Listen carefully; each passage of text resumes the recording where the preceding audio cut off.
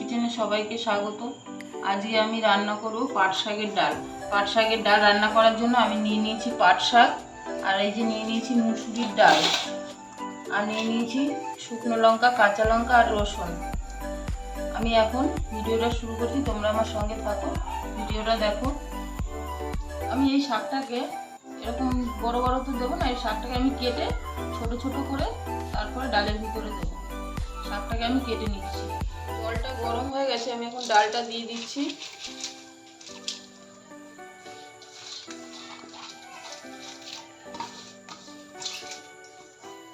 ডালটাকে আমি প্রথমে সিদ্ধ করে নেব।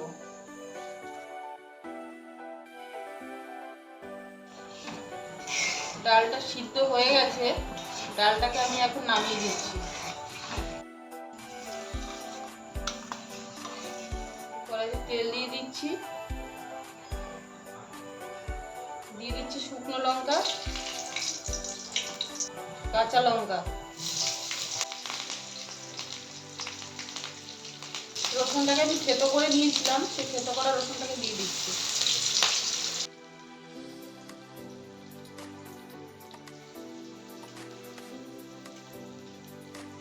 রসুনটা ভাজা হয়ে গেছে, আমি এখন দিয়ে দিচ্ছি লবণ, দিয়ে দিচ্ছি হলুদ,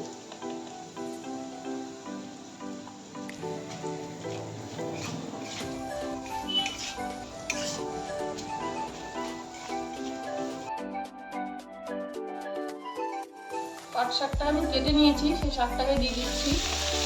শাকটাকে ভেজে নেব।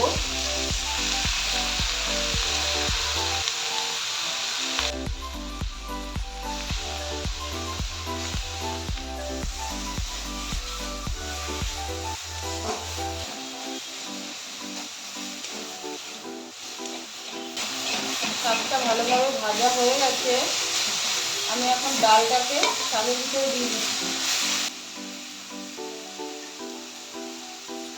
সিদ্ধ করা ডালটা আমি এখন দিয়ে দিচ্ছি।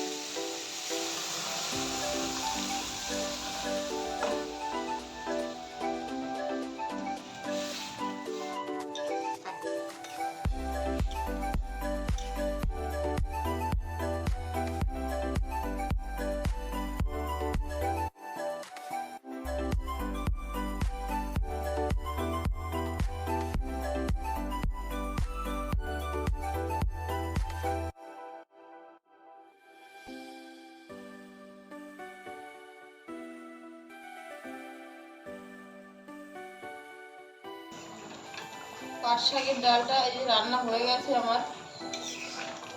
আপনারা এভাবে করে খেয়ে দেখবেন, খুব ভালো লাগে খেতে। আর আমার রান্নাটা যদি আপনাদের ভালো লাগে তাহলে সাবস্ক্রাইব করবেন, লাইক শেয়ার কমেন্ট করবেন। আমি এখন গ্যাসটাকে বন্ধ করে দিচ্ছি, ডালটা হয়ে গেছে, এখন নামিয়ে দিচ্ছি।